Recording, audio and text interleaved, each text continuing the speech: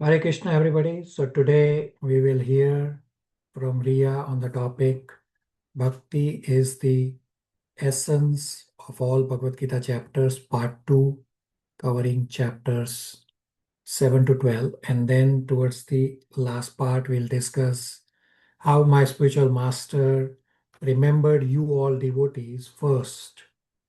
Um, and we'll discuss more on that. So, Riya, you can go ahead. Hare Krishna Prabhuji, Hare Krishna everyone. Am I audible, Prabhuji? Yes. I'll start then. Hare Krishna Prabhuji, Hare Krishna everyone. I request permission and blessings from all the devotees, Srila Prabhupada, Sri Guru Parampara, and Sri Radha Krishna to present on Bhagavad Gita chapters 7 to 12. The title of the talk is Bhakti is the essence of all Bhagavad Gita chapters.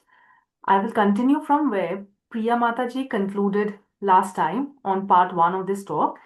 Before I begin, please forgive me for my shortcomings and mistakes.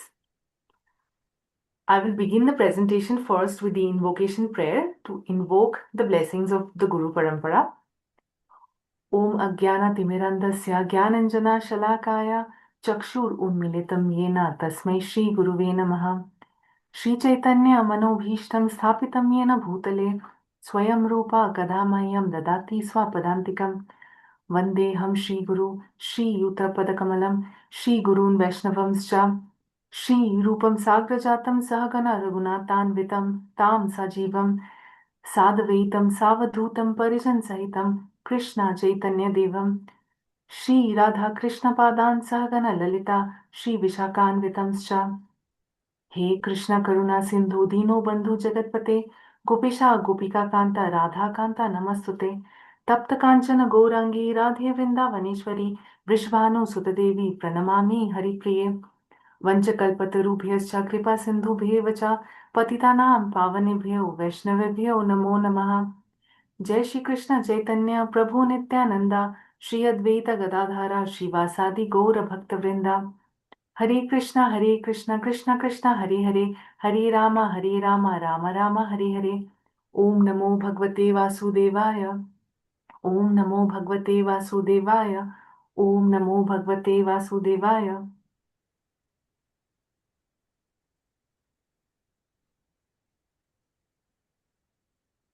The initial few introductory slides are same as Priya Mataji's presentation, so I will quickly run through them. So since the focus of today's talk is on the Bhakti theme, therefore it is important to start with the Bhagavad Gita 9.34 verse, which is the essence of the essence of the essence of the essence verse. I will recite it. Manmana bhava madbhakto madhyaji mama namaskaru mam evashyasi yuktavaivam atmanam madparayana. And the translation. Engage your mind always in thinking of me. Become my devotee, offer obeisances to me and worship me.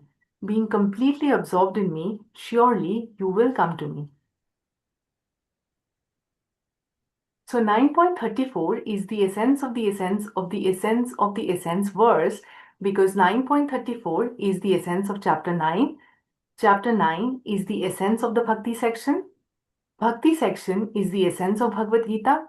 And Bhagavad Gita is the essence of all scriptures. Bhagavad Gita is the crown jewel of spiritual knowledge. 9.34 is also the only repeat verse in Bhagavad Gita as last instruction in 18.65 and 18.66. These Bhakti essence are spread throughout Bhagavad Gita. So since the 16 themes have already been introduced by Priya Mataji, I would only like to stress on the fact that today I will be discussing and focusing mainly on the Bhakti and Ananya Bhakti theme. There are 150 key memorization and key theme verses in Bhagavad Gita, which captures the most important themes and concepts of Bhagavad Gita.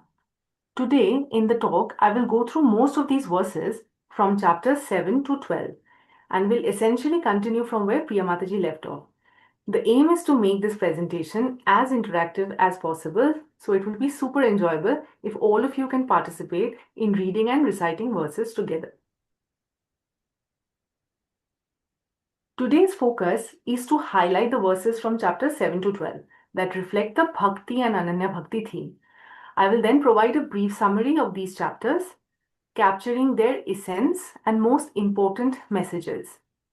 And before I begin, I will repeat Priya Mataji's point from last presentation on the difference between Bhakti and Ananya Bhakti.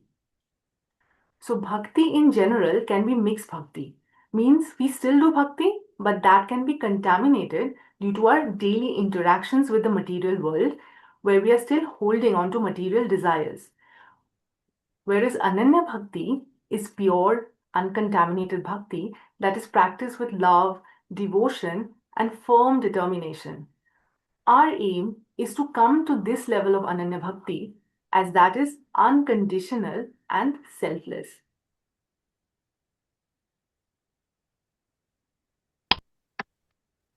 Now let's begin with a quick recap of the key points from chapters 1 to 6. As we all know, Bhagavad Gita starts with Arjuna's ethical dilemma about fighting the Kurukshetra war, which had his grandparent Bhishma, uncle Dhritarashtra, teacher Dronacharya, and his kins, the Kauravas, on the opponent side. He presents 6 reasons to Krishna for not wanting to fight the war. Arjuna was given the following options. Arjuna's options were either action in Karma Yoga or renunciation in Jnana Yoga. Krishna then combined action and renunciation as the third choice and proposed not just renunciation in action, rather devotion in action, meaning akarma.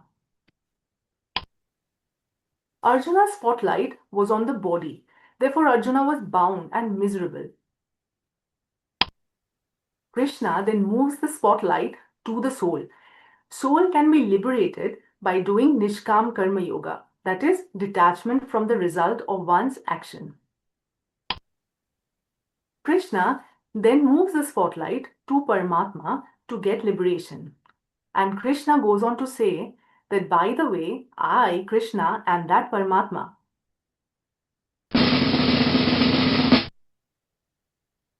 From Bhagavad Gita 6.47 onwards, the spotlight is on Mam, which refers to Krishna. After discussing all the various parts of yoga for the soul, 6.47 emphasizes that Bhakti Yoga in Krishna consciousness is the highest form of all yoga.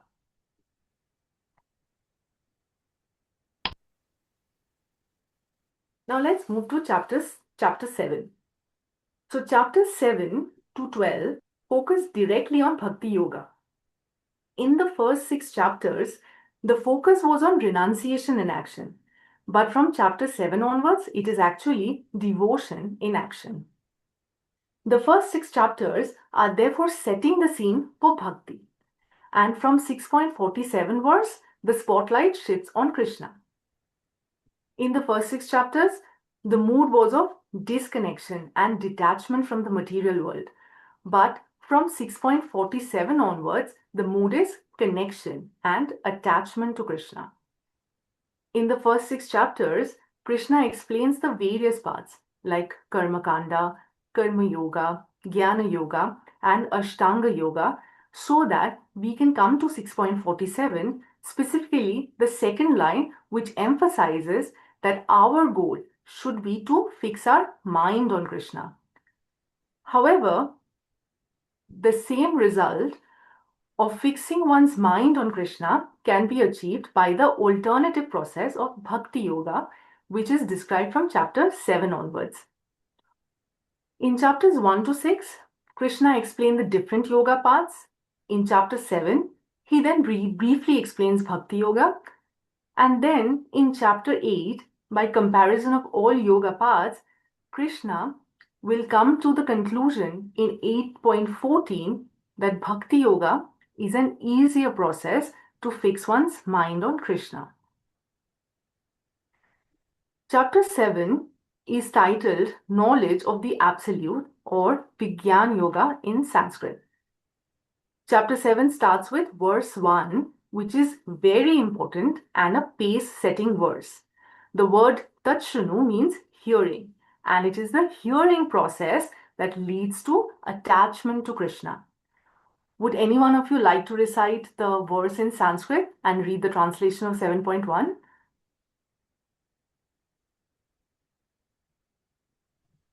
Hare Krishna Mataji, can I? Yes, Prabhu. Bhagavad Gita 7.1 Shri Bhagavan Uvacha Maya Saktamana Partha Yogam Yunjanmadashrayah Asamshayan Samagram Mam Yatha Gyasyasi Takshanu. Translation. The Supreme Personality of Godhead said, Now hear, O son of Pritha, how by practicing yoga in full consciousness of me, with mind attached to me, you can know me in full, free from doubt. To understand how hearing leads to attachment to Krishna, verse 7.1 needs to be understood from bottom to up, as is shown on the bottom right. So, first step is hearing. Now that leads to step number 2, where one will now start to know Krishna properly and then completely. This will now lead to step number 3, where one will become free from doubt. This then automatically leads to step number 4, where one would take shelter of Krishna. Then step number 5 will follow, where one would want to practice and execute devotional service. And finally, step number 6 will be reached, where the result will be that our mind will now become attached to Krishna. Getting our mind attached to Krishna is the perfection of spiritual life. Therefore, just by hearing, one can attain this perfection. In chapter 7, Krishna also says that he is the source of everything material and spiritual. Prakriti or material nature and the modes of material nature are therefore all under Krishna's control. Maya or illusion is also Krishna's divine energy and is very difficult to overcome. The process to overcome Maya is given in verse 7.14. Would any one of you like to recite 7.14, please? I can, Mataji. Yes, Mataji.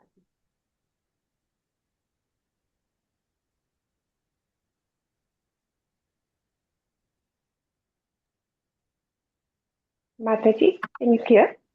Yes, Mataji.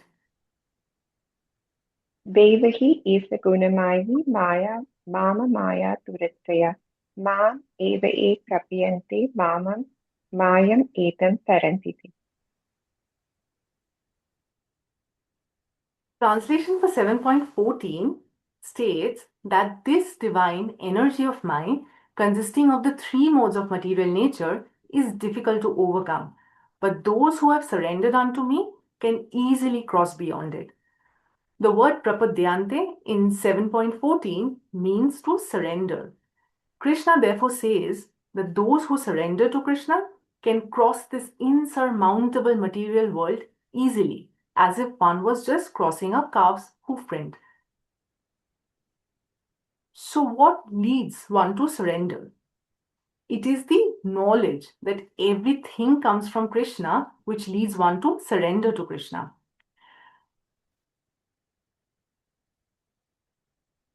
Now, there are 4 kinds of people who do not surrender to Krishna. First is Mudha, who works very hard for sense gratification, just like animals. Second category is Naradhama. Adhama means lowest and Nar means human, meaning a person who is lowest among all human beings is Naradhama. Between Mudha and Naradhama, Mudha has spiritual inclination, but they are too busy in sense gratification. Hence, they have no time for spirituality. Whereas for Naradhama, the spirituality is so pushed aside that it is not present at all. The third category is Mayaya Apaharita Jnana, who think that the goal of Vedas is sense gratification. And the last category, the fourth category, is Asuram Bhavam Ashrita, meaning the atheists who have deep envy towards God. Now there are four other categories of people who renders devotional service to Krishna. They are not yet surrendered, but they start with rendering devotional service so that at some point they will come to the surrender level. The categories are the distressed, in Sanskrit known as Artha. Example is Gajendra, the elephant, who surrenders to Krishna to seek help from being attacked by a crocodile.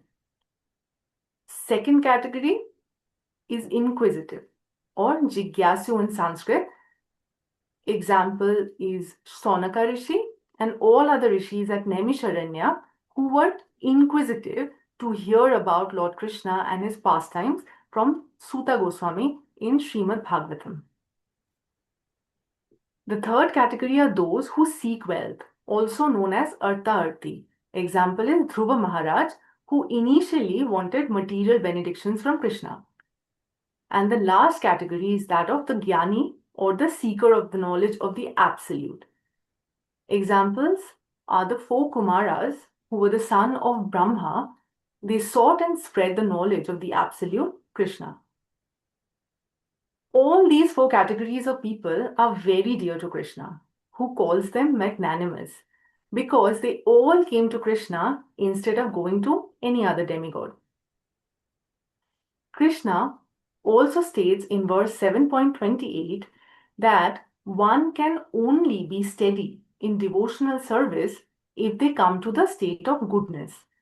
He specifically says, persons who have acted piously in previous lives and in this life, and whose sinful actions are completely eradicated, are freed from the dualities of delusion, and they engage themselves in my service with determination.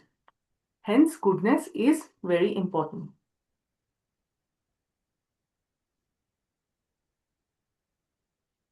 As Krishna is the source of everything material and spiritual, he pervades everything. Examples of how to see Krishna all around us in the material world are through his energies. Would someone like to read 7.8?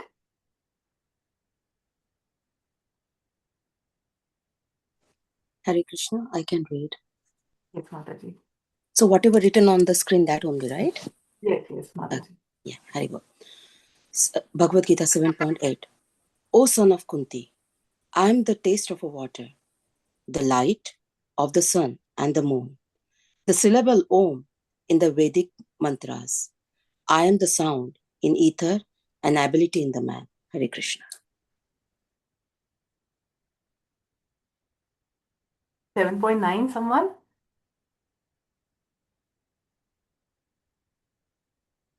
May I, Mataji? Yes, Mataji. Bhagavad Gita 7.9. I am the original fragrance of the earth, and I am the heat in fire. I am the life of all that lives, and I am the penances of all ascetics. Hare Krishna.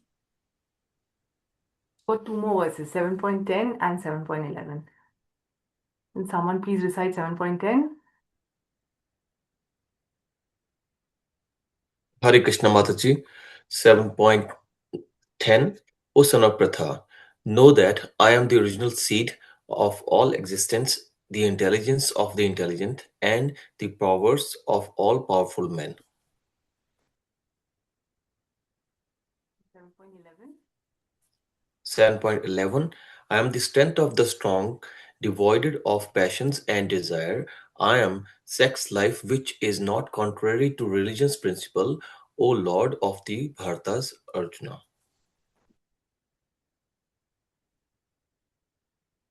So in this way, we can perceive the energy of Krishna 24 hours. Say when we drink water, we can remember Krishna. Or when we see a beautiful sunrise or sunset or a full moon night, we can think of Krishna. Similarly, we can thank him for our intelligence and also remember him when we see extraordinary power or strength in powerful men. Let us now move to chapter 8. which is titled Attaining the Supreme or Akshara Brahman Yoga in Sanskrit. In chapter 6, which is titled Ashtanga Yoga, Krishna gives details about this yoga process to fix one's mind on Krishna.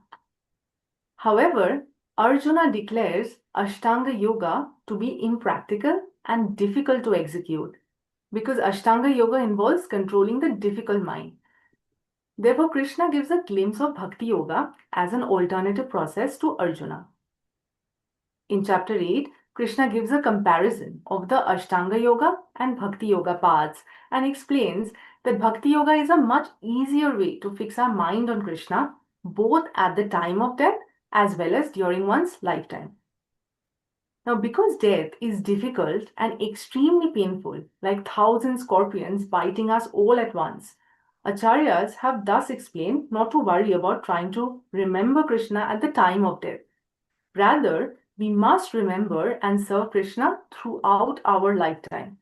Our goal should be to chant the Hare Krishna mantra throughout our lives and do devotional services so that Krishna remembers us at the time of death. Chapter 8 is the most unique chapter in entire Bhagavad Gita. This is because all other chapters instruct us about how to live in this world as a soul. But chapter 8 shows us how to die at the time of death. The essence of chapter 8 is to remember Krishna at the time of death so that we attain Krishna's nature. Therefore, verse 8.5 is the crux of chapter 8. Would someone like to recite this verse and the translation? May I, Mataji? Yes, Mataji. Bhagavad Gita 8.5. Antakale च मामेव स्मरन् मुक्त्वा कलेवरं यः प्रयाति स मद्भावं याति नास्त्यस्य संशयः. And whoever at the end of his life quits his body remembering me alone at once attains my nature. Of this there is no doubt. Hare Krishna. 8.5 therefore says, remember Krishna to attain Krishna. Otherwise, you will attain whatever else you remember at the time of death. Now, we cannot cheat this process. Meaning, if we think that by shouting Krishna's name or saying Hare Krishna or Hari Bol at the time of death, we conveniently attain Krishna, then we are seriously mistaken.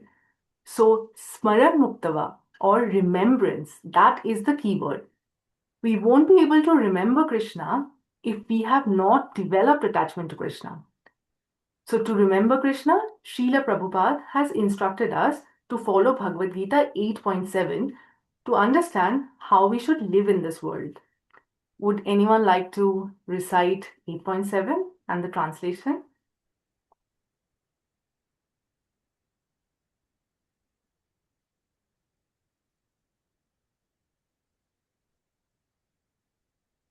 Hare Krishna, I can recite. Yes, Prabhu. Tasmat sarvesu kalesu mam anusmara yuttyacha mayyarpida manobuddhir mam evasyasya asamsaya. Translation. Therefore, Arjuna, you should always think of me in the form of Krishna and at the same time carry out your prescribed duty of fighting with your activities dedicated to me, and your mind and intelligence fixed on me, you will attain me without doubt. 8.7 is pre-action meditation. That is, we remember Krishna before doing any activity plus while doing any activity. This way our mind, intelligence and fruits of action all gets offered to Krishna.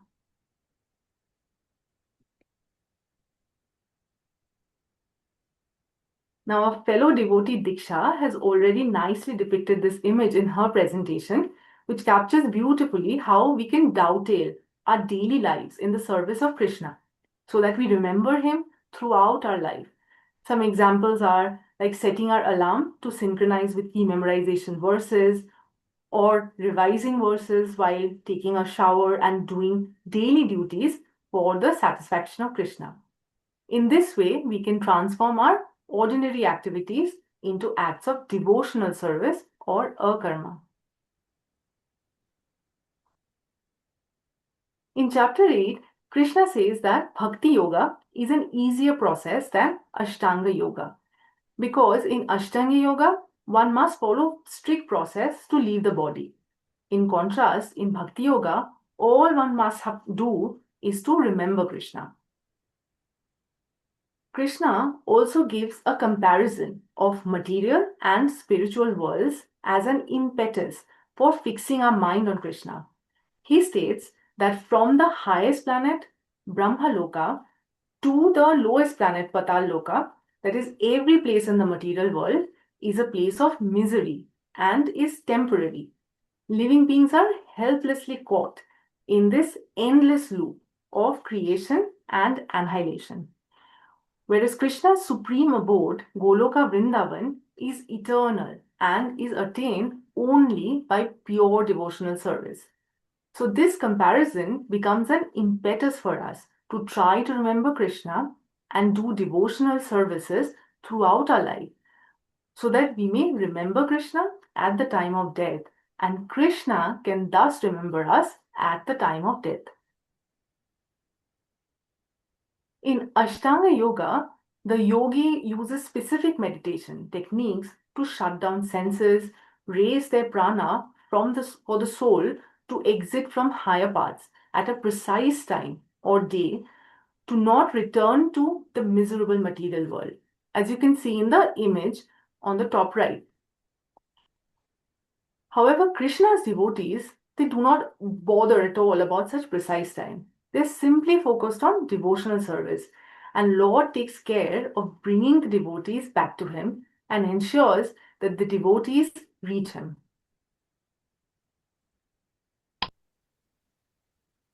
Now let's move to chapter 9, which is titled The Most Confidential Knowledge or Raja Guhya Yoga in Sanskrit. Chapters 9 and 10 are the heart of the Bhakti section of Bhagavad Gita. Chapter 9 focuses on the glory of Krishna as the Supreme Personality of Godhead and on the glory of the path of pure devotional service, that is Bhakti Yoga, and what a path it is that it conquers even the Supreme Personality of Godhead. Chapter 9 actually has the same concepts as chapter 7, which are explained in more depth. Chapter 7 focus was knowledge about Krishna, whereas in chapter 9, the focus is on pure devotion or Kevala Bhakti, which can happen by developing knowledge about Krishna. So this knowledge is referred to as the King of Knowledge in verse 9.2. Would anyone like to recite 9.2 and the translation? Hare Krishna, I can go ahead. Yes, Prabhu. Raja Vidya Raja Guyam Pavitram Idam Uttamam Pratyaksha Savagam Dharmayam Susukham Kartum Avyayam. Translation: This knowledge is the king of education, the most secret of all secrets. It is the purest knowledge, and because it gives direct perception of the self by realization, it is a perfection of religion. It is everlasting, and it is joyful.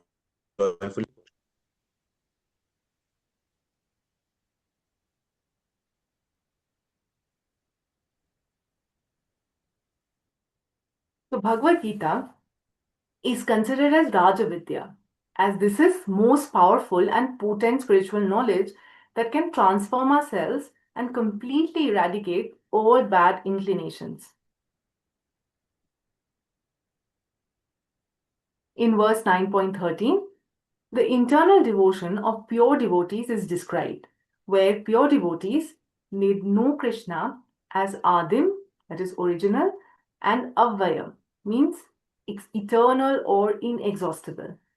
They take shelter of Srimati Radharani and are constantly engaged in Krishna's service.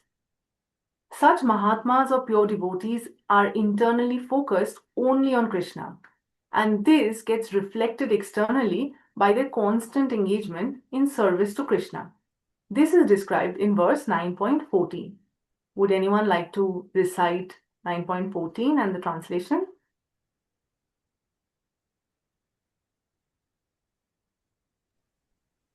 I can try, Mataji. Yes, Mataji. Yatatam Kirtanayanto Man Satatam Yat Trisevata. I'm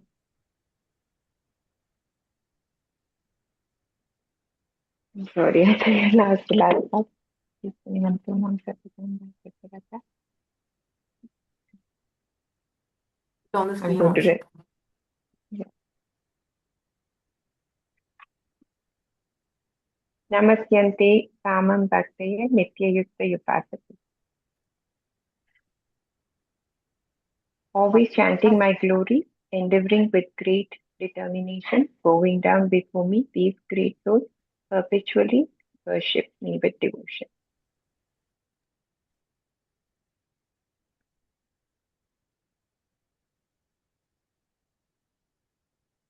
So how do we develop that devotion is described in verses 9.26, 9.27 and 9.34.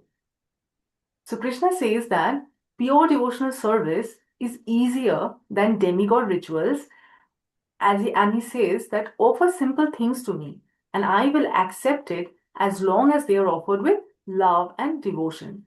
This is verse 9.26, a pure devotional level verse. Would someone like to recite 9.26 and translation, please? Can I? Yes, Prabhu. Hare Krishna. Patram pushpam phalam toyam yo me bhaktya prayachati tad aham bhaktya bhartam asnami prayatamana.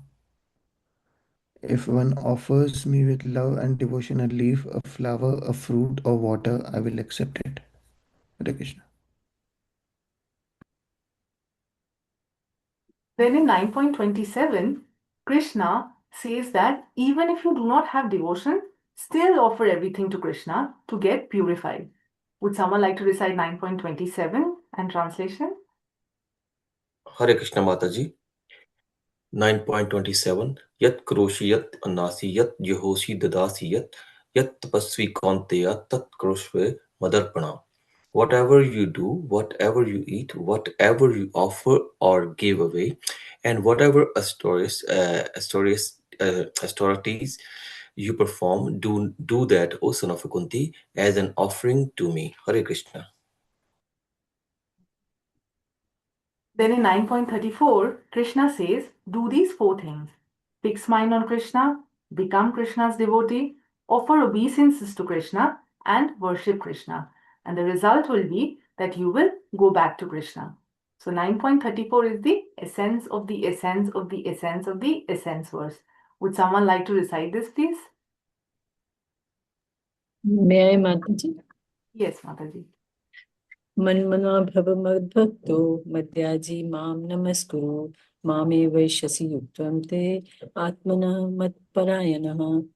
Engage your mind, always thinking of me, become my devotee, offer obeisances to me and worship me. Being completely absorbed in me, surely you will come to me. Hare Krishna.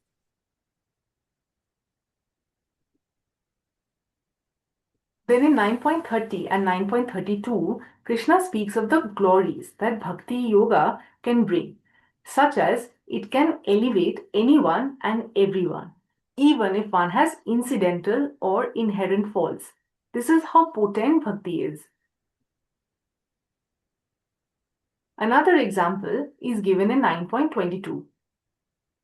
But those who always worship me with exclusive devotion, meditating on my transcendental form, to them I carry what they lack and I preserve what they have. And in 9.31, Krishna says, he quickly becomes righteous and attains lasting peace, O son of Kunti. Declare it boldly that my devotee never perishes. Thus, to summarize, 5 ways bhakti is glorified are: first is destination. This is described in 9.22, and it states that bhakti alone gives the highest eternal destination. Other forms of worship do not give eternal destination. Second is possession. It says in 9.26 that bhakti does not need fancy material assets. Krishna says, offer simple things to me, but offer with love and devotion. Third is devotional qualification. In 9.27 and 28, Krishna says that bhakti can be performed even by those who are not pure-hearted. Fourth point is deviation. In 9.30 and 9.31, Krishna says bhakti can redeem even if one performs occasional sins or has incidental faults. And the last point is material qualification. 9.32 says that bhakti can elevate higher than what karma kanda elevates. Therefore, those who are not qualified even for karma kanda, bhakti removes inherent faults in all people. So this concludes chapter 9. And before I begin chapter 10, I wanted to make something interactive. So I thought of doing a quiz from chapters 7 to 9 that we covered. So it would be really nice if everyone can participate and unmute to share their answers. Is everyone ready?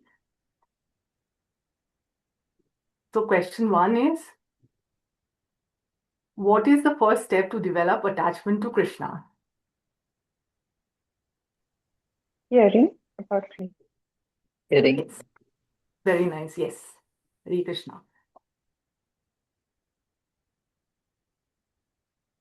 Question 2, why is chapter 8 unique?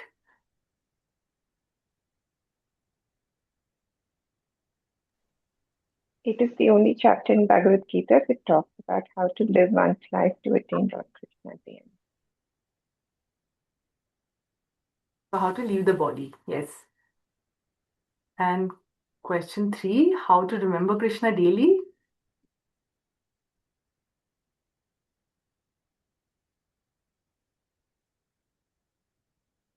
Outtake all our activities 24/7, remembering Krishna. Any example?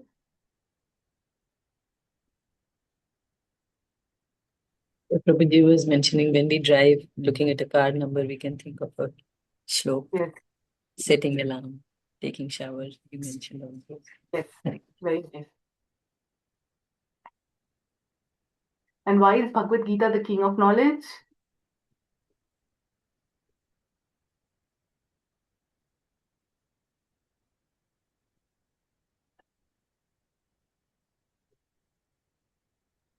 Nine 9.2 Mataji, Raj Vidya Raj Goyam.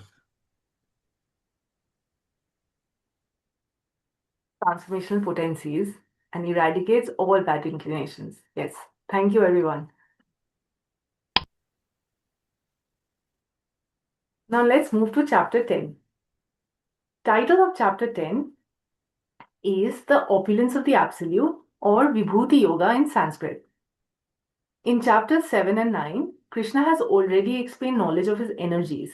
But in chapter 10, to generate further devotion, Krishna explains his opulences, more specifically revealing himself as the Supreme Personality of Godhead. The entire chapter 10 is on bhakti.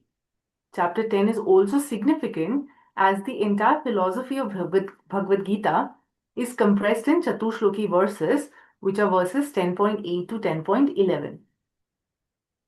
These verses are very important from the point of view of context and content. So from the context point of view, immediately after these Chatushloki Bhagavad Gita verses, Arjuna declares Krishna to be the Supreme Personality of Godhead, the Absolute Truth. Such discussion happens only after the Chatushloki verses, and it does not come up even at the end of Bhagavad Gita.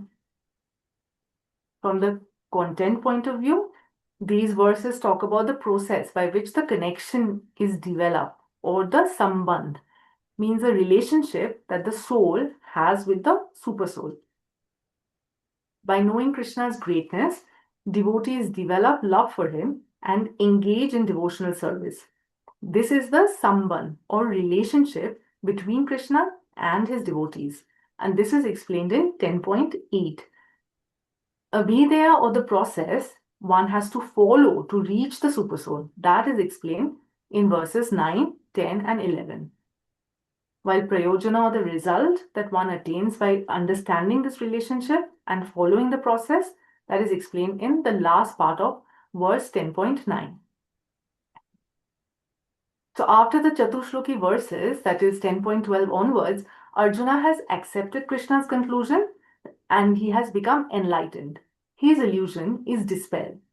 However, Arjuna is thinking about the common people like me and how to get them to come to Krishna. Thus, the rest of Bhagavad Gita continues. This is the nature of a devotee who feels compassion for others. Now, let us read the Chatushloki verses one by one. Would anyone like to recite 10.8 and translation?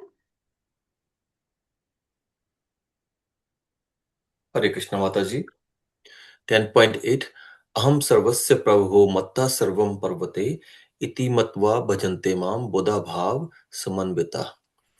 Krishna is the source of all in the material and spiritual world, and by knowing this, one becomes firmly fixed in rendering devotional service to him. Hare Krishna.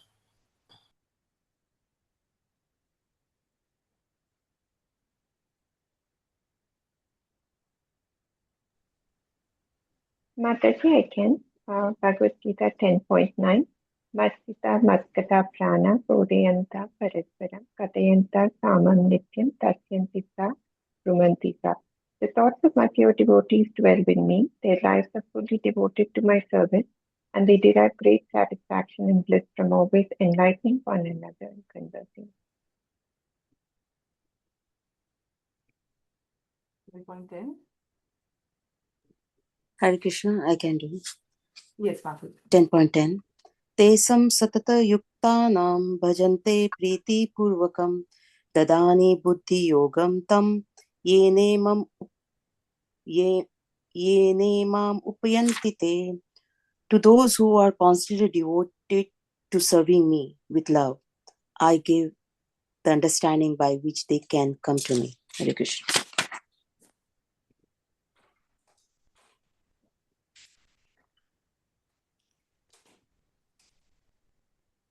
May I, Mataji? Tesham eva nuktam partham aham ajnanajanatamaha nashyam atma bhavastho jnana deepena bhasata. Krishna renders special mercy to his sincere devotees by giving them knowledge from within, which acts like the sun, dissipating all the darkness of ignorance at once. Hare Krishna, Hare Bol.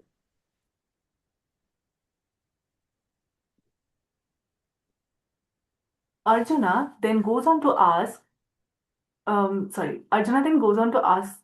Krishna how to know Krishna through his vibhutis, so that ordinary people can somehow start to develop bhakti for Krishna. Vibhuti means Vishesha or special quality. Vibhuti Yoga means it uses one among the many to take us to one above the many. When we understand philosophically that these vibhutis or special qualities has come from the Supreme Lord Krishna, then it connects us to him. And that becomes the yoga, the vibhuti yoga. If the special qualities, for example, extraordinary beauty or talent in a star or sports star or a movie star, beautiful flowers, etc., all of this, if it does not remind us of Krishna, then it does not lead to yoga. Rather, it leads to bhoga or sense gratification. Krishna then describes about 80 prominent vibhutis. Some of them are: of Adityas, he is Vishnu; of Vedas, he is Samaveda; of senses, he is the formidable mind, he is consciousness; of demigods, he is Indra; of all the Rudras, he is Shiva; he is sun and moon; of vibration, he is Om; he is chanting japa. So some day-to-day examples of positive vibhutis for us to remember Krishna are: when we see the sun and moon, we can remember Krishna, especially when we see a beautiful sunrise or sunset or full moon night, we can immediately remember Krishna. Krishna also says that he is the formidable mind. Thus, the power of the powerful mind is also a manifestation of Krishna. He also says that I am chanting of the holy name. So when we chant and do japa, we can remember Krishna. Krishna also says that he's time. So whenever we are running late or complaining about time or having to meet a deadline, means that we are under the strong control of time, and Krishna is eternal time. So all the positive vibhutis, like material opulences, beauty, or righteousness and piety in kings like Yudhishthir, who is a devotee, that comes from Krishna. But the tyranny of a controlling leader, like Hitler, also comes from Krishna. And this is an example of a negative vibhuti. Similarly, gambling and cheating are also qualities that come from Krishna, but these are negative vibhutis. We must understand that not all vibhutis take us to Krishna. Therefore, we need to be careful and focus only on the positive vibhutis and be attracted to only the positive vibhutis. Krishna also says in chapter 10 that whatever attractiveness one finds in the material world is coming but from a tiny spark of Krishna. And there are billions and trillions of attractive things in the material world, all of which comes from just a tiny spark of Krishna. So just imagine if we are so attracted to the billions of things coming from just a tiny spark, well then how attractive will the whole Krishna be?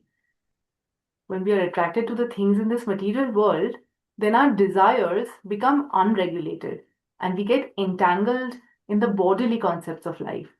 But when we use our consciousness to connect to Krishna through Vibhuti Yoga, we redirect our desires to Krishna.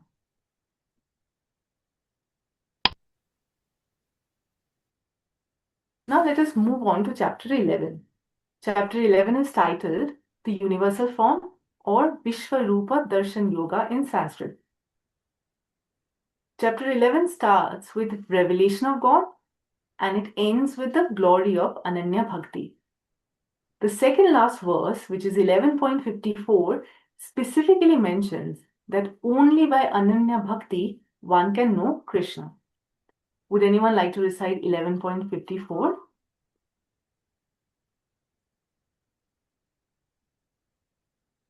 I can, Matil. Yes, Prabhu. Text 54. Bhaktya tu ananya sakya aham evam vidhorjuna ज्ञातुं द्रष्टुं च तत्त्वेन प्रवेष्टुं च परन्तप. 11.54 translation is, My dear Arjuna, only by undivided devotional service can I be understood as I am, standing before you, and thus can be seen directly.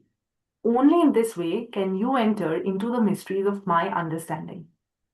And in 11.53, which is the previous verse, Krishna categorically mentions that one cannot know him by any other means like studying Vedas or by doing any austerities or worship or charity. 11.53 translation is, the form you are seeing with your transcendental eyes cannot be understood simply by studying the Vedas, nor by undergoing serious penances, nor by charity, nor by worship. It is not by these means that one can see me as I am. Finally, the last verse, 11.55, which Srila Prabhupada says is the sum and substance of Bhagavad Gita. This verse talks about Bhakti Yoga, that is, perform pure devotional service, which is Ananya Bhakti. Krishna states in 11.55 that, My dear Arjuna, he who engages in my pure devotional service, free from the contaminations of fruitive activities and mental speculation, he who works for me, who makes me the supreme goal of his life, and who is friendly to every living being, he certainly comes to me. In chapter 11, Arjuna humbly requests Krishna to show the universal form. He says to Krishna that if Krishna thinks Arjuna is qualified to see the universal form, then please grant him the darshan. Arjuna is actually not interested to see the universal form for himself, but he does this for the benefit of others. Primarily so that people have a standard by which to know who really God is and who is not God. Krishna grants Arjuna divine vision to see the universal form. The universal form is first described by Sanjaya as having unlimited mouth, unlimited eyes, and extraordinary effulgent, as if thousands of suns have arisen at the same time. Arjuna sees within the body of this fierce universal form the entire universe, from bottom Anantashesh holding the universe to the top where Brahmaji is sitting. Arjuna sees many mouths, many bellies, and glaring effulgence. The form is without origin, middle, or end. Arjuna sees all demigods surrendering before the universal form, entering into it. The Kauravas, along with Bhishma, Drona, Karna, and all other soldiers, were seen rushing into this fearful mouth of the universal form. The universal form was thus quite ghastly and a frightening form. Acharyas have called this divine vision granted to Arjuna for seeing the universal form as a downgrade vision, because Arjuna has pure devotional vision with which he can see Krishna in his original two-handed Sham Sundar form. Devotees and even God is not interested to display power. Hence, Srila Prabhupada calls God's display of opulences as godless display of opulences. God and his devotees are interested only in loving reciprocations, and it is very hard to reciprocate with the ghastly universal form. The universal form is therefore not attracted to pure devotees. For them, the two-handed Shamsundar form is the most dear. Universal form is shown 6 times, only with the space aspect, and 3 times with the space and kala aspect. Other than Arjuna, the demigods and Sanjaya saw the universal form, whereas everyone else on the battlefield did not see the universal form. Bhagavad Gita's universal form is a revelation. It is real. It is a real transcendental form within which the entire universe exists, but it is not eternal. Hence, universal form says to Krishna, "Time I am, and I have come to destroy all." Bhagavad Gita's universal form is not eternal. There is no loka in spiritual world where this universal form exists, whereas all other forms of God exist eternally in the spiritual world. Bhagavad Gita's universal form is annihilated when the material universe is annihilated. There's also a universal form described in Srimad Bhagavatam, but that is just a conceptual tool, and it is the first stepping stone for material people to move towards spirituality. So though chapter 11 starts with the revelation of the universal form of the Lord, it culminates in bhakti and establishes Krishna as the origin of all forms.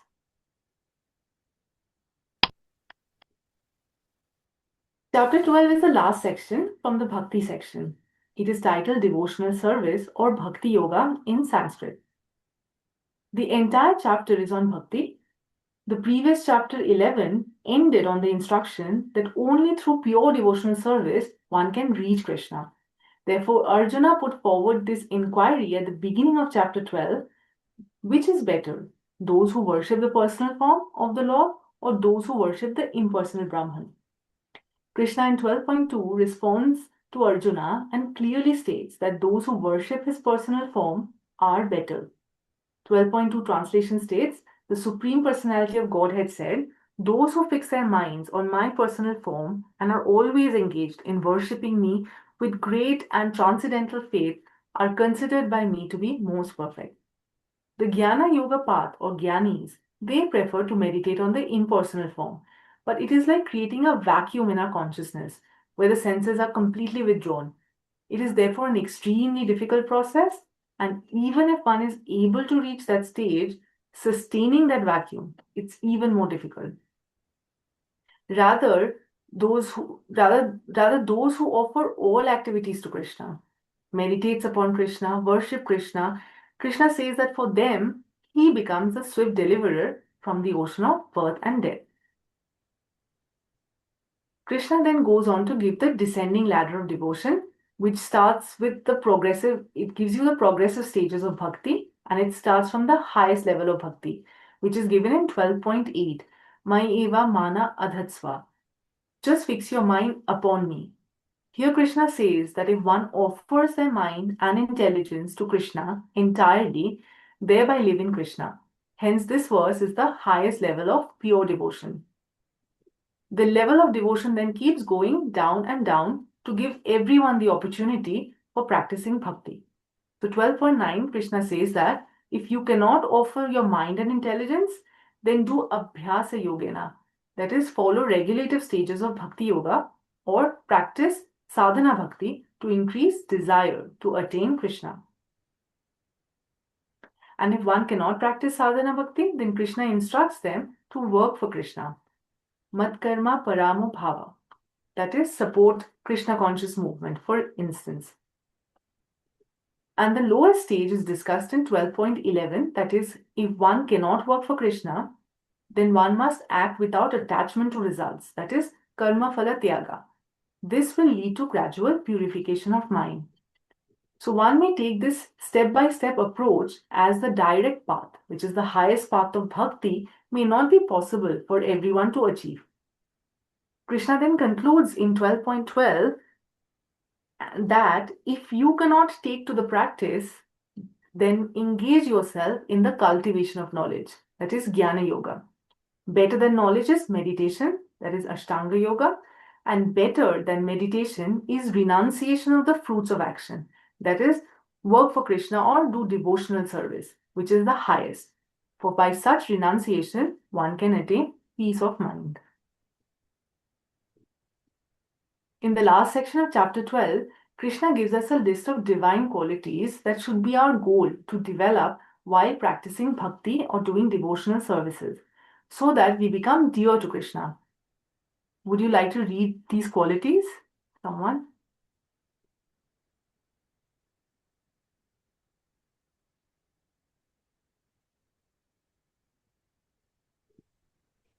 I can read Hare one. Krishna.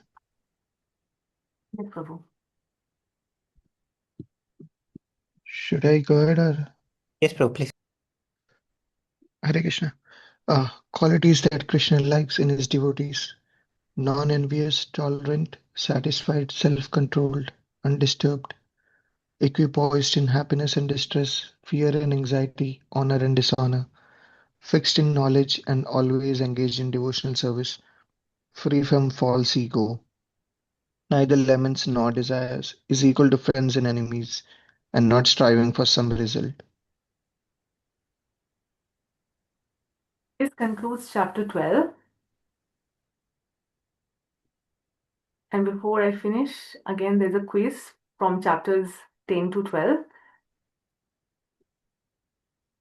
The first question is, any examples of vibhuti that comes to your mind?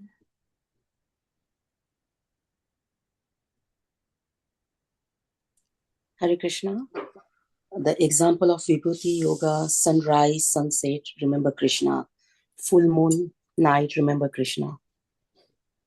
If you see beautiful flower, remember Krishna.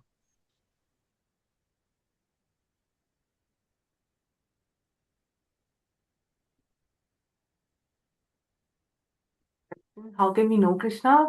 Oh, done.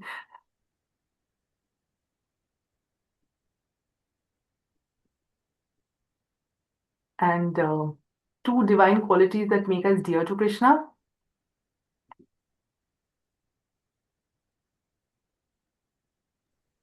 Non-envious and tolerant.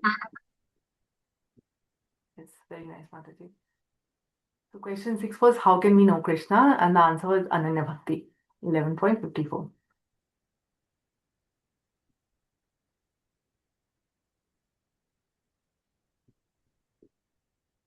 And which all verses did we recite today?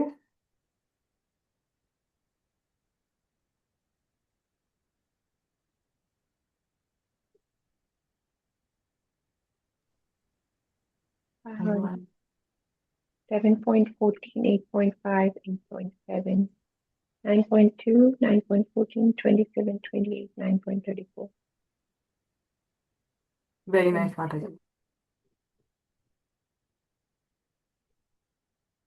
14 verses.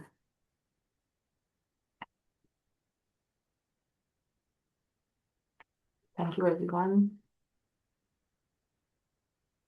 Hare Krishna.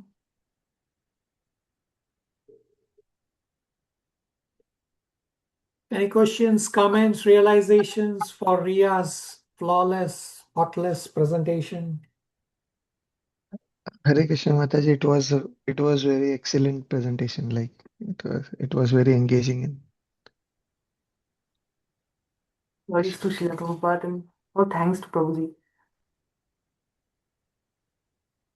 Mataji, there was so much clarity in the presentation.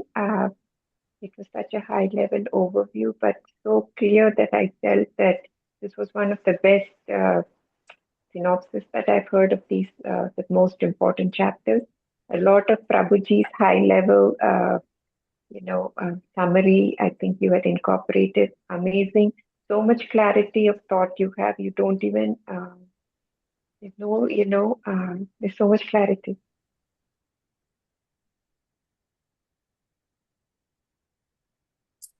Hare Krishna.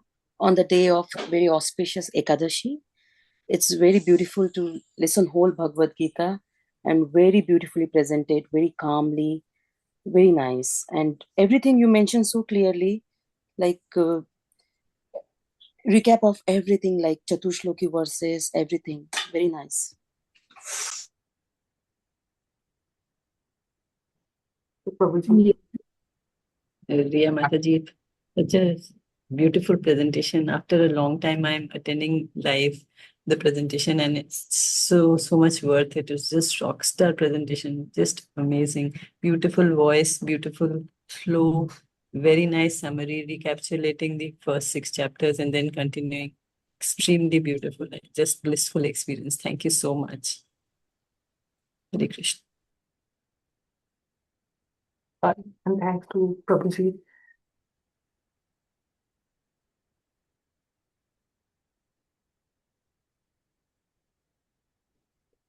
So Ria's presentation is definitely flawless because in the material world also Ria does presentations almost every day, so it's natural for her. But anyway, covering so many important points across the Bhakti section of Bhagavad Gita is spectacular. Thank you for doing these amazing presentations. All glories are always for Guru Maharaj and Srila Prabhupada. Panchakalpatarubhyascha kripa sindhu bheva patitanam pavanebhyo vaishnavibhyo namo namaha. I offer my respectful obeisances unto all the Vaishnava devotees of the Lord. They can fulfill the desires of everyone, just like desire trees, and they are full of compassion for the fallen souls. Hare Krishna, and please forgive me for all mistakes and shortcomings.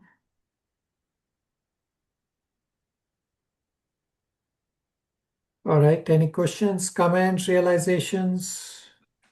Prabhu, I have a question. Mhm. On the 8th chapter, Ria was saying that at the time of death, if we just say Krishna or Hari Bol, that doesn't mean that we go to Krishna. Then how we take the example of Ajamal in here? So Ajamal, he remembers that when Vishnu Dut came, that he get a second chance. So the same way we get also a second chance, and we get a remembrance of what we have done in the past. Means I'm a little confused here. Means what we have to remember. If I say Krishna, so Krishna means what should I remember when I'm saying Krishna? So 8.5 says Smaran Muktva Kalevaram. That Priya probably explained that you cannot cheat the system, that you are frustrated with material life, that you will pick up a gun and shoot yourself and shout Krishna. No, you will not attain Krishna. Rather, what you have to do is throughout your life, do devotional services, chant Hare Krishna Mahamantra, so it becomes engraved in you, so that it's easier to remember, not just chant. 8.5 verse, second line does not say Kirtan Muktva Kalevaram. No, it does not say Kirtan Muktva. Rather, it says Smaran Muktva. Yes, you have to chant Krishna's name. Simultaneously, remembrance is important. The Ajamil example, you have to first understand that Srimad Bhagavatam gives extreme examples both ways, positive and negative. so that they stick on you. Now, Bhagavatam, all these examples are so many years and decades and millenniums old, but they all stick on you. So Ajamil's example, that Ajamil was not calling out for Krishna by calling Narayan. He was calling out for his son who is named Narayan. And Prabhupada explains in the Ajamil section that the word Narayan or Lord's name is so powerful that even if somebody takes the name unconsciously or without knowing, the name can still deliver. Well, then, if you take the name consciously, properly, that Krishna, I want to come back to you, well, you have 100% success chance because you are calling out Krishna with love and devotion. So that's the point to understand, that the name, Krishna's name is very powerful, that Ajamil chanted, even though he was not really calling out for Narayan, still the Vishnu Dutas came and saved him and gave him a second chance. Of course, you cannot use this as an example that Ajamil got second chance, so I will also get second chance. No. If you read what happened to Ajamil when he got the second chance, Ajamil was given the second chance to teach us. Ajamil was following Krishna consciousness, then dropped off all these sadhana activities and became sinful. But still, when he called out Narayan, although he was calling out for his son, in the second chance that he got, Krishna says, now finish your Krishna consciousness. And he took up Krishna consciousness with sincerity and he got delivered. So you cannot use that as an excuse for yourself. The learning is that Krishna's name is very powerful. You remember Krishna throughout your life so that at the end of your life, you are remembering Krishna with love and devotion, not just saying Krishna for the sake of saying. And the second learning from Ajamil pastime is do not deviate into sinful activities. No, stay focused, stay steady on the devotional path, and you are bound to be delivered. Acha. Yes, sir. Thank you for clarification. Thank you. Nitya. Hare Krishna Prabhu, just a follow-up. So at the end of life, when one is not conscious, but hearing the Hare Krishna Maha Mantra, or when the Hare Krishna Maha Mantra is in the back played, and then we don't know if the person is able to hear, but it still would have the benefit to help the soul. So benefit will be there. Degree may vary depending on what the person has been doing throughout his life. So Hare Krishna Maha Mantra has the potential, but that does not mean you will cheat. So again is from Ajamil's pastime that yes, the medication will give you the benefit, but if you take the medication sincerely, then you will get much more benefit. Nitya? Thank you, Prabhu. So for a devotee who has been, sincere, then the benefit would be higher. Is that right? Absolutely correct. Thank you, Prabhuji. I have just one question. It may be more technical. Just wanted to clarify though. Verse 8.3, Brahman and Adhyatma, do they refer both to the eternal self, eternal nature, both referring to the soul?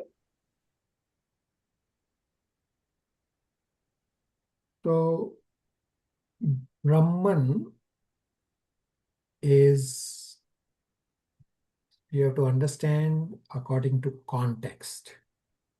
Yes, it can refer to soul, can refer to spiritual.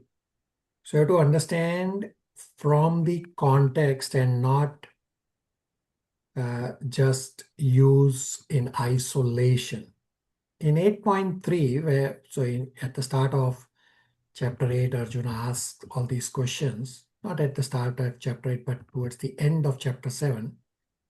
Arjuna asks all these questions, and then in 8.3, Krishna answers all these points. So Brahman is the indestructible, transcendental living entity, which is the soul.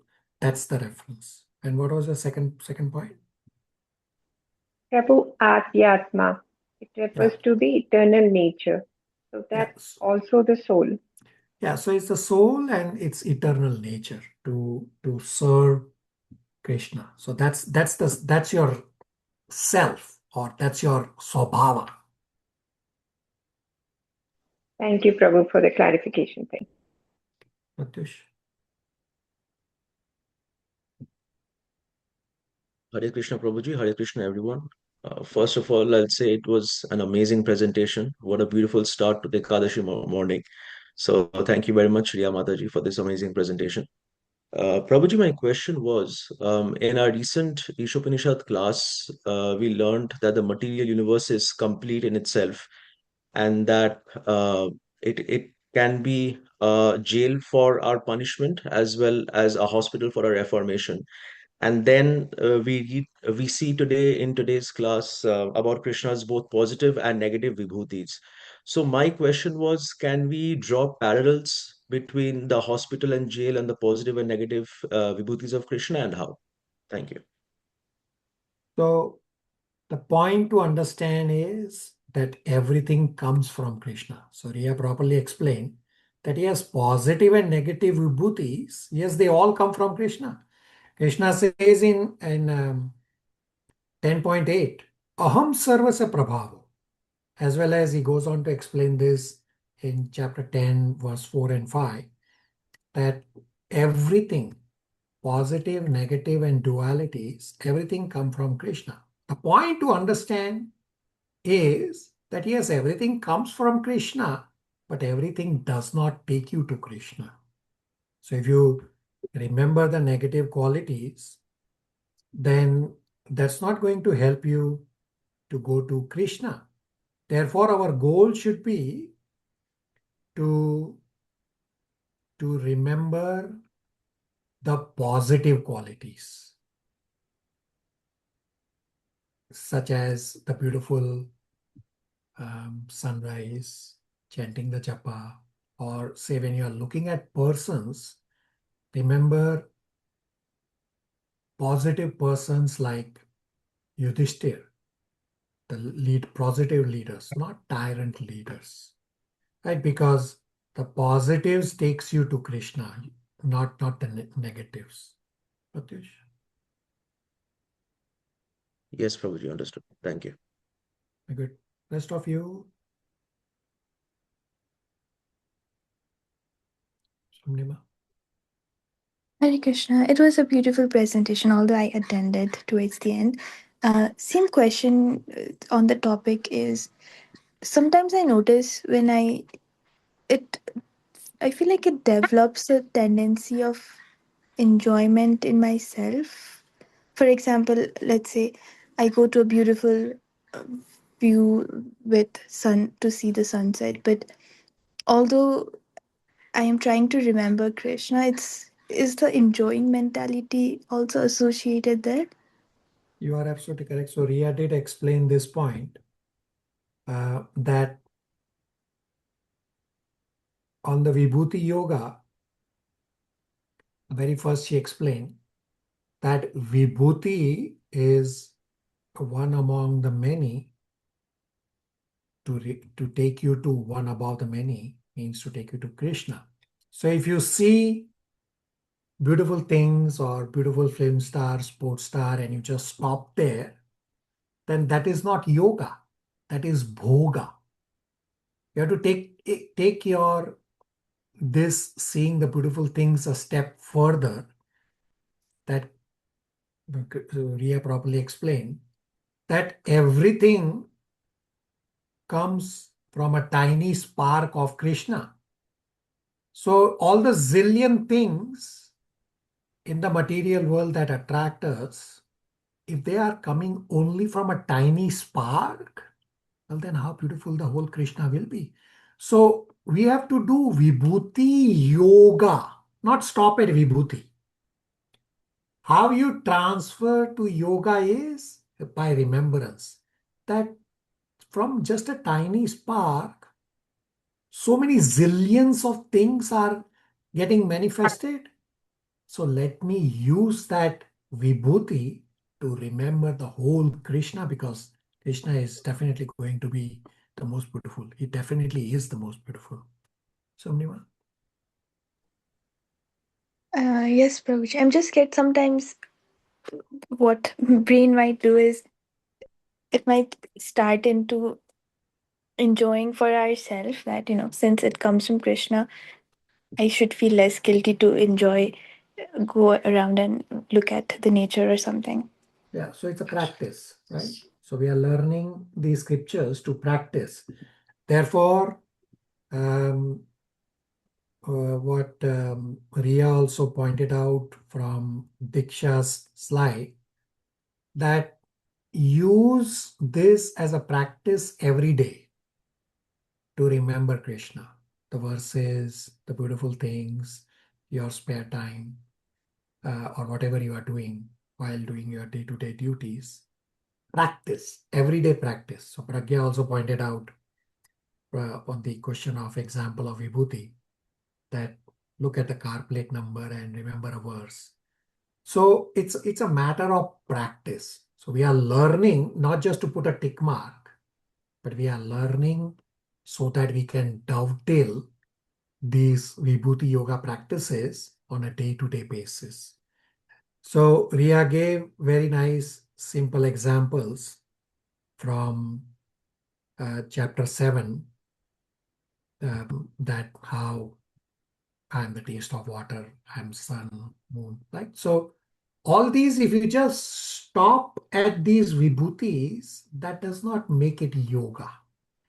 You have to do yoga, right? Our goal is to do yoga by using all the beautiful things in the material world to remember Krishna. Then it becomes yoga. Tumnima? Yes, yes. Thank you, Prabhuji. Kunal? And thank you, Ria. Yeah, probably I think the presentation was quite well structured. So my question is like related to what one of the devotees asked about Ajamil. Now you can practice devotional service throughout your life, but at the end you can still be thinking about your property, about some management issues, something here and there.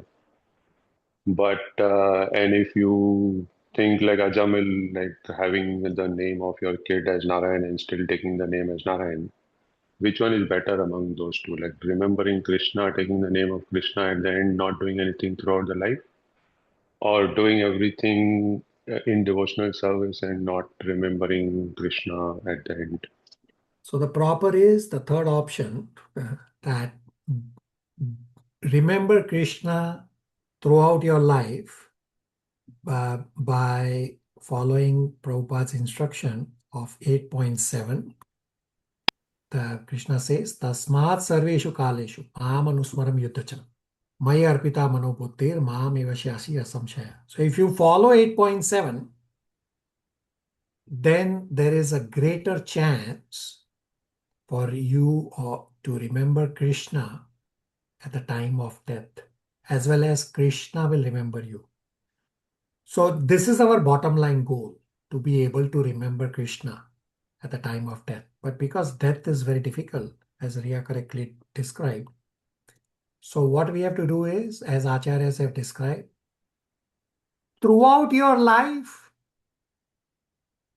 chant Hare Krishna Mahamantra, do devotional services. Therefore, your life becomes engraved, dovetailed into Krishna consciousness. Now, what Kunal Prabhu is saying, well, I'm doing devotional services throughout my life, but at the end of my life, I'm remembering my stock market, my miseries.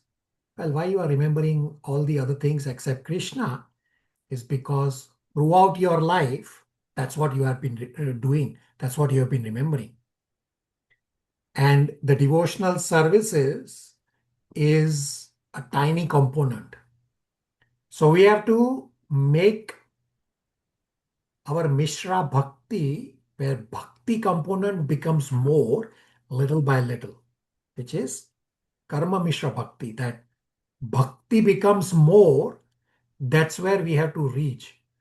But if you are in Mishra Bhakti and towards the end of your life, you are remembering material things, that means your Mishra Bhakti, the Bhakti was very less. So our goal should be, yes, Mishra Bhakti is our only option.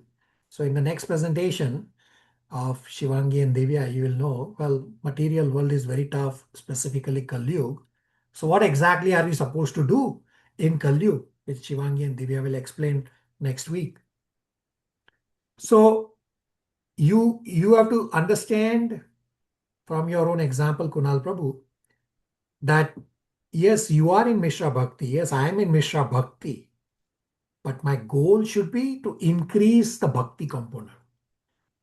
And if I'm remembering more and more of material activities and not remembering Krishna, means my Mishra Bhakti is more towards the material things and I'm not yet progressing on the path of Krishna consciousness. And this is very easy to practice. You don't have to wait towards the end of your life. You can practice every day. Every day when you wake up or you wake up in the middle of night, what are you remembering? You can practice and you can judge that your Mishra Bhakti level is tilting towards which end? Towards the material end or towards the Krishna end? Kunal? Yeah, Prabhuji. Thank you. So the Hare third Krishna. option, what we have to do is, we have to do both. That throughout our life, remember Krishna by doing japa, doing devotional services, and towards the end of your life, also try your best to have the environment, just as Riya has a very nice picture that the devotee is chanting Hare Krishna Mahamantra, you have a Krishna conscious environment around you, so that there is a greater chance of Smaran Muktva Kalevaram. Kunal? Yeah, Prabhuji. This is a very complex topic, but yeah, thanks for the explanation. Hare Krishna. Nitya. Prabhu, just one more clarification. Bhakti does not require any inherent qualification for one to practice. Lord Krishna says even those in the lowest, things, even those who have committed sins can start. But then Lord Krishna also states that those who have been pious in their previous lives, pious in this life, and who all the sinful inclinations are eradicated, worship Him. So both apply. How do we?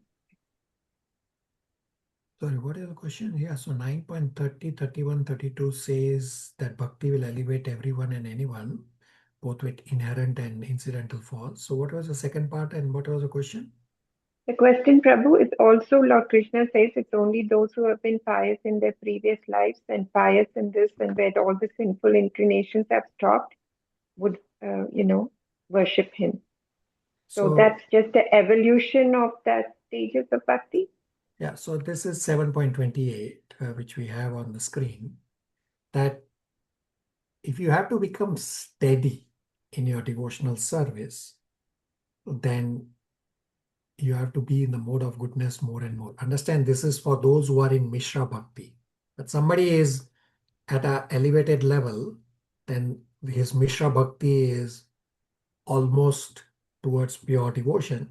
So for him, coming to mode of goodness does not matter. But for me, where my Mishra Bhakti is tilted more towards material, for me to be steady in devotional service, 7.28 says that try to be in mode of goodness more and more so that you can be steady. And I have given the example from the Toronto temple that on December 31st, when there is midnight dance party at the city hall, devotees from the temple also go to the city hall to chant Hare Krishna Mahamantra and distribute books. So when all these people after midnight, they are drunk, and when they are going back to catch their subway, they meet devotees on the way because the devotees place their booth at such a nice location that it's impossible for people to miss them. That they place exactly their booth between the city hall and the subway spot. that everybody is going to walk back to the subway and meet the devotees in between. Now, some of these completely drunk people, I have seen them myself also at midnight. They are dancing on Hare Krishna Mahamantra. And in their drunk state, they follow His Holiness Bhakti Swami from the temple. They follow him to the temple, attend Mangal Aarti, honor breakfast prasadam, and then you don't see them ever because they are in the mode of ignorance largely. Just that in their drunk state, and just that because of the presence of pure devotee like His Holiness Bhakti Swami, that they get influence for that one time. But rest of the devotees at the temple who come for services week after week after week, nobody needs to tell them. Why? Because they are in steady in devotional service, because they are in mode of goodness, and of course they also cross goodness to pure goodness. So 7.28 says that if you have to become steady in devotional service while you are in Mishra Bhakti, then first try to be in mode of goodness more and more, and with the understanding that you have to transcend goodness. You cannot just stay in goodness. You have to transcend goodness also. Nitya? Thank you, Prabhu, for such a good explanation. Prabhu, but we have to have a certain level of piety from our past and present lives to get the mercy of Lord Krishna through a spiritual master to begin this, to even enter into this process. Like, for example, I just think to get the devotion, the mercy of a devotee to attend the classes, to understand and have the intelligence to pray to Lord Krishna as the supreme, absolute truth. So we do need a certain level of piety in the past or present for us to even get Lord's mercy. Is that right? You are absolutely correct. Thank you.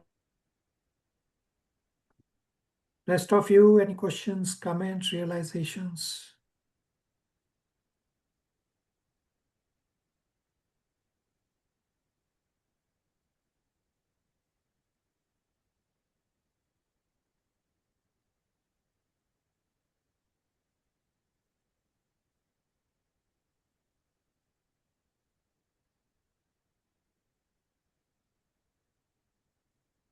Prabhuji, may I just add one thing? Yeah. That from even these discussions, there's always something new to learn. So thank you. Very good. Thank you for listening with rapt attention. All right. So last point I'm going to discuss today is my spiritual master's recent visit to Toronto in the last 2 weeks. His first statement to me, in full excitement, my spiritual master remembered you all, and he said, "Is your team coming? Where is your team?" So instead of responding to my point, what I was speaking to him, my spiritual master first remembered you all devotees, and then later he responded to my point. So in Srimad Bhagavatam, Canto 3, Chapter 4, verse 35, Vidura cried very loudly because Krishna remembered Vidura immediately before Krishna left this material world to go to Goloka Vrindavan. So my spiritual master remembered you all exactly like that. So let's read 3.4.35 translation and purport, and let's see if any one of you gets the same ecstasy. Sumnima, 3.4.35 translation purport from the screen. Hare Krishna. Translation: Understanding that he was remembered by Lord Krishna while quitting this world, Vidura began to cry loudly, overwhelmed by the ecstasy of love. purport. Vidura was overwhelmed by the ecstasy of love when he understood that Lord Krishna, the Supreme Personality of Godhead, thought of him at the last moment. Although he thought of himself as insignificant, he was remembered by the Lord by his causeless mercy. Vidura accepted this great favor and thus he cried. This crying is the last word in the progressive path of devotional service. One who can cry for the Lord in love is certainly successful in the line of devotional service. Hare Krishna. Any one of you have the same ecstasy as Vidura?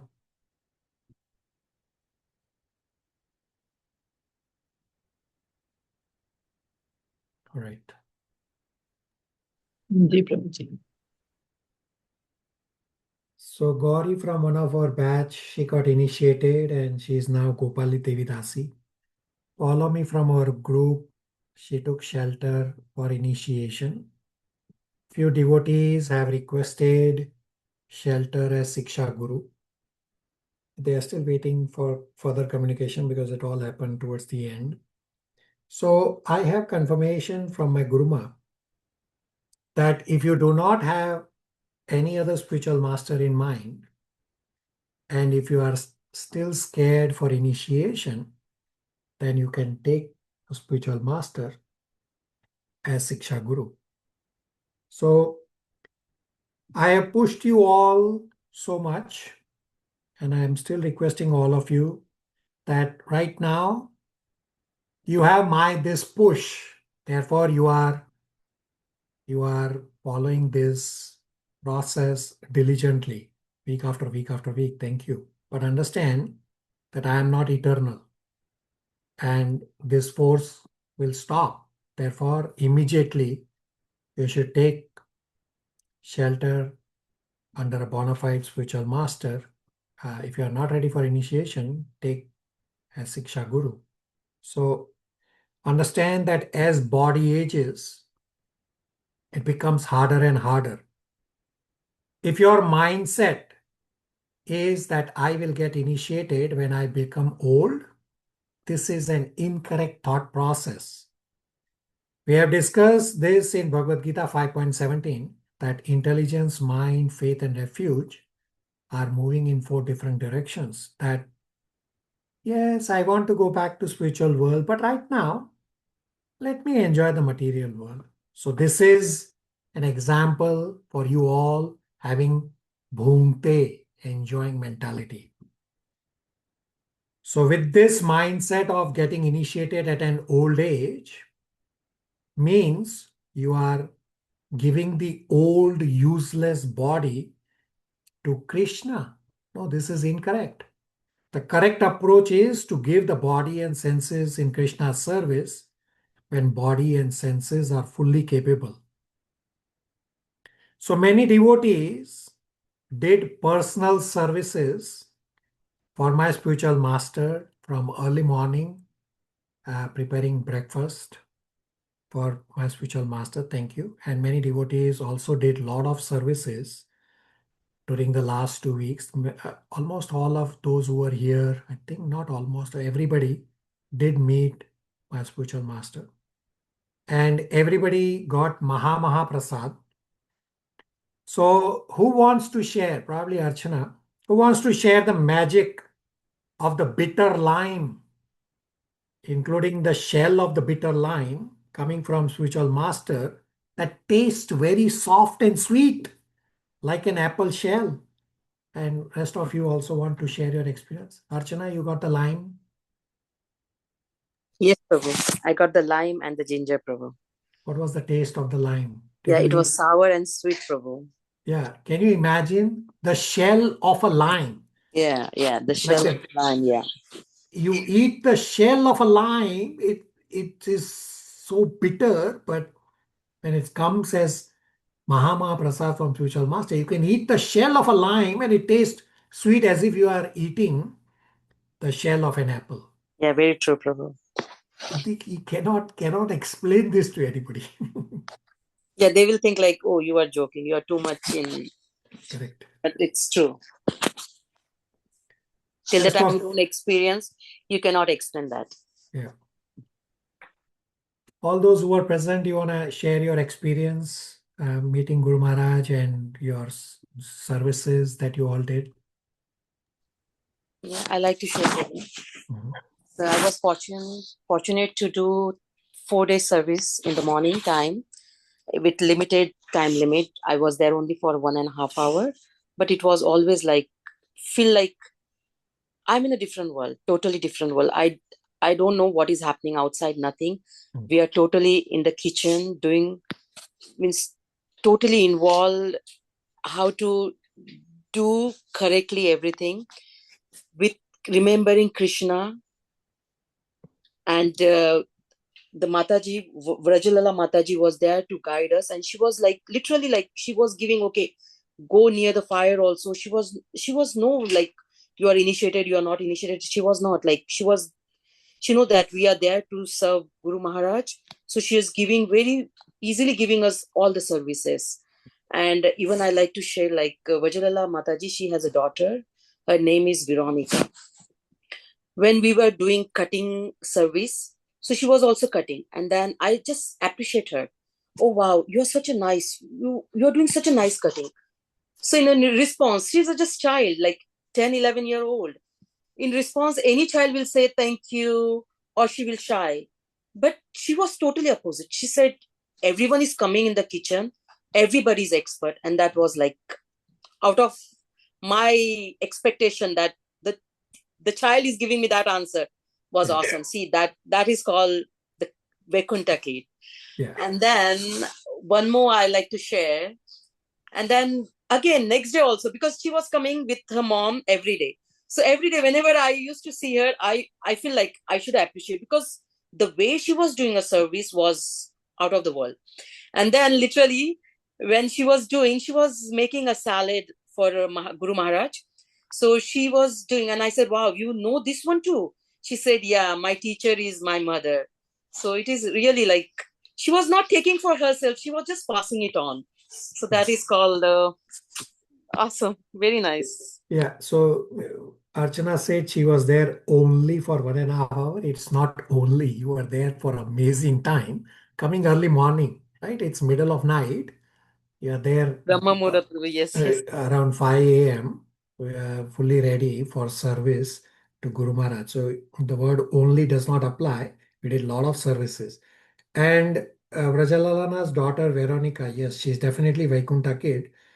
Many of you have heard her recite verses. She was there in our Bhagavad Gita classes. She recited many verses even while she was younger than what she is now. Very good. Thank you for sharing. Rest of you. Hare Krishna Prabhuji. I happened to join Guru Maharaj for 4 a.m. Mangal Aarti. It was a very, very different experience. I really enjoyed it and really thankful for him to be there, and a really good experience, Prabhuji. That's all. Yeah. So very nice. When you hear live Guru Maharaj's Kirtan and Aarti, they have a different experience. It's just cannot explain. Very good. Thank you, Vimal Prabhu, also for your services. Thank you to all for your I have to services. add on, Prabhu. Yeah.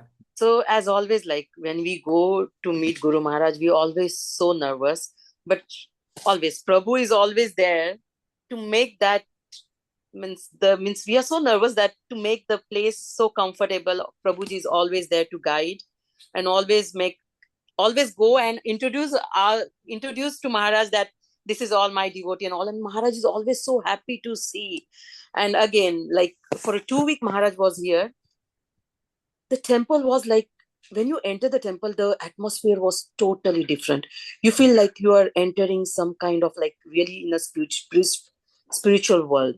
Yeah. Means, I don't know, the influence was totally different. It's not only I experienced, even my husband, he was saying, I don't feel like this way when I come to the temple every time, as we go every Sunday there and we go for other service also. But I don't feel this way. But this 2 week, whenever I was coming, it was totally. And then the last day, me and my husband, we went to meet because I didn't give Lakshmi to Maharaj. So when we went there, again I said, Guru Maharaj, we are from Ramvilas Prabhu's class. He was so means, he put his hand towards the heart and he was like, so means, I'm so blessed that you are coming from Ramvilas Prabhu's class. So it was really amazing. Yeah, thank you for reciprocating with my Guru Maharaj with Lakshmi. Yeah, so he already knows. Therefore, my Guru Maharaj's first statement, he remembered all of you. Instead of responding to my point, he's asking about you also. Therefore, we read 3.4.35 verse. Very good. Thank you for sharing.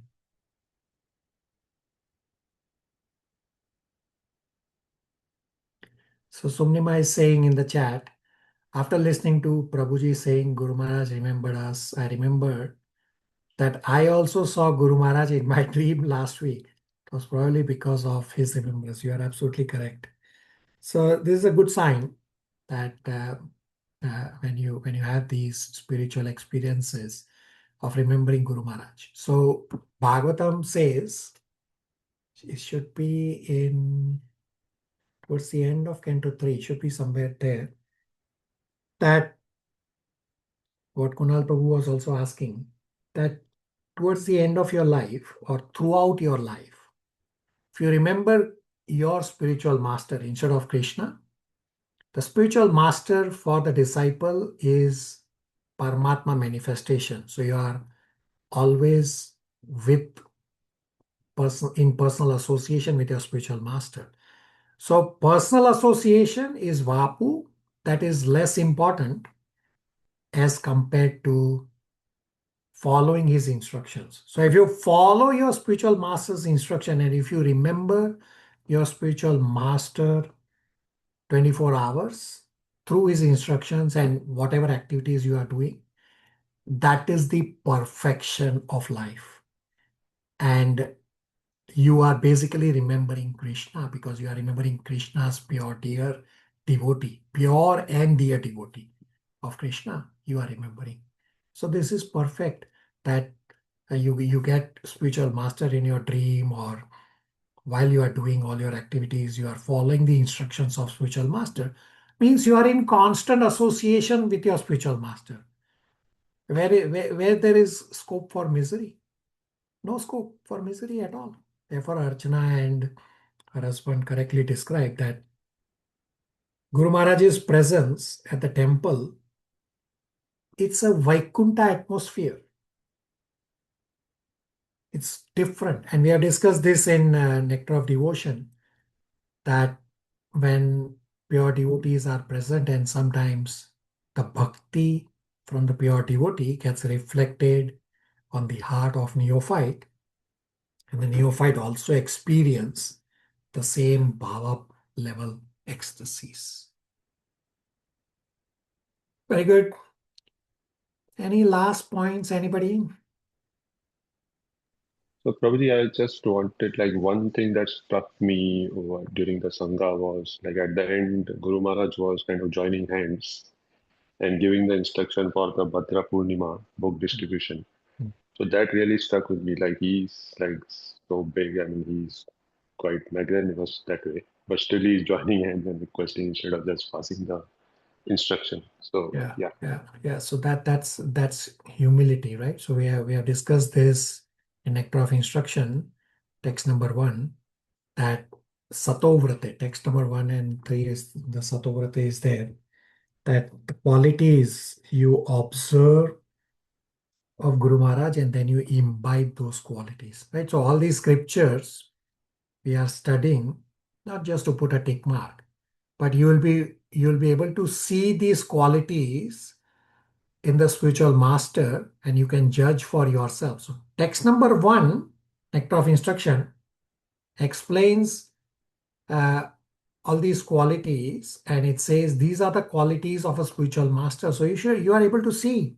And what Kunal Prabhu described is a humility quality of my spiritual master. So in chapter 13, Bhagavad Gita, verse 8 to 12, the very first point is amanitva, humility. right? So we have to have humility. So one of you, it was Shalini who explained at the other class yesterday from my spiritual master's lectures every day. She explained about how spiritual master was comparing humility, like comparing the material world qualities and spiritual world qualities, where he also described humility. So it's not just theoretically describing humility, rather he is also practicing, showing by example. Very good. Thank you for observing. All right. Thank you all for everything. We will stop here. Hare Krishna, everybody. Hare Hare Krishna. Krishna. Hare Krishna, Hare Prabhuji. Krishna. Hare Krishna. Hare Krishna.